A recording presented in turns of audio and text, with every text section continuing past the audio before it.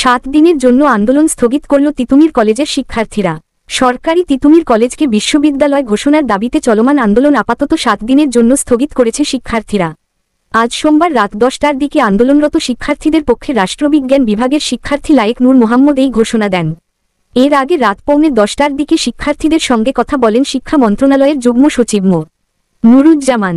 তিনি আন্দোলনকারীদের জানান, বিশ্ববিদ্যালয়ের স্বীকৃতির দাবিতে সরকার আন্তরিক, তবে নির্বাচিত সরকার গঠনের আগে এই সিদ্ধান্ত নেওয়া সম্ভব নয়। এছাড়া একটি কমিটি গঠন করা হবে, যেখানে মন্ত্রণালয়ের প্রতিনিধি, কলেজ কর্তৃপক্ষ ও শিক্ষার্থী প্রতিনিধিরা থাকবেন। এই কমিটি কলেজের শিক্ষাবর্ষের ভর্তি কার্যক্রম পরিচালনা করবে। লায়েক নূর মোহাম্মদ জানান, অন্তর্বর্তীকালীন সরকার আমাদের অনুরোধ করেছে আন্দোলন স্থগিত করতে। কারণ যদি এখনই তিতুমির কলেজকে বিশ্ববিদ্যালয়ের স্বীকৃতি দেওয়া হয়, তাহলে অন্য কলেজগুলো একই দাবি নিয়ে আন্দোলনে নামতে পারে, যা সামলানো সরকারের জন্য কঠিন হয়ে যাবে। তাই আমরা নির্বাচিত সরকার গঠনের জন্য অপেক্ষা করব। আলোচনার পর আন্দোলনরত শিক্ষার্থীরা এই সিদ্ধান্তের সঙ্গে একমত হন এবং হ্যাঁ বলে সমর্থন জানান।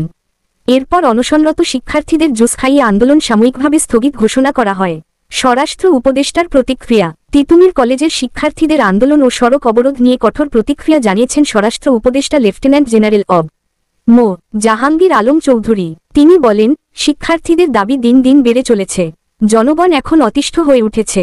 জনগণই তাদের রাস্তা থেকে সরিয়ে দেবে। শিক্ষার্থীদের উচিত রেললাইন ও রাস্তা অবরোধ না করে ক্যাম্পাসে গিয়ে আন্দোলন করা। স্বরাষ্ট্র মন্ত্রণালয়ের এক বৈঠক শেষে সংবাদ সম্মেলনে তিনি আরও বলেন, আন্দোলন করা শিক্ষার্থীদের গণদুর্ভোগের বিষয়টি বুঝতে হবে। জনগণকে ভোগান্তিতে না ফেলে তাদের দাবি কর্তৃপক্ষের কাছে পেশ করা উচিত। শিক্ষা মন্ত্রণালয়ের বক্তব্য। মাধ্যমিক ও উচ্চশিক্ষা বিভাগের জ্যেষ্ঠ সচিব সিদ্দিক জোবায়ের জানান, তিতুমির কলেজকে সরাসরি বিশ্ববিদ্যালয় করার বিষয়ে আরও পর্যালোচনা প্রয়োজন। তবে শিক্ষার্থীদের অন্য দুটি দাবি, অধ্যাপকের সংখ্যা বাড়ানো ও গবেষণার জন্য বরাদ্দ বৃদ্ধি, সরকার মেনে নিয়েছে। তিনি বলেন, ঢাকা ও ঢাকার বাইরের অনেক কলেজ রয়েছে, তাই শুধুমাত্র তিতুমির কলেজকে আলাদা করে বিশ্ববিদ্যালয় ঘোষণা করা হবে কিনা তা নিয়ে আরও আলোচনা দরকার। তবে আমরা পিএইচডি অধ্যাপকের সংখ্যা বাড়াচ্ছি এবং গবেষণা খাতে বাজেট বৃদ্ধির প্রতিশ্রুতি দিচ্ছি। পরবর্তী করণীয়। এই সিদ্ধান্তের পর আন্দোলন আপাতত স্থগিত থাকলেও শিক্ষার্থীরা তাদের দাবির বিষয়ে এখনও দৃঢ় অবস্থানে রয়েছে। তারা নির্বাচিত সরকারের সিদ্ধান্তের অপেক্ষা করবে। আগামী 7 দিন পরিস্থিতি কেমন থাকে এবং সরকার নতুন কোনো পদক্ষেপ নেয় কিনা তা এখন দেখার বিষয়।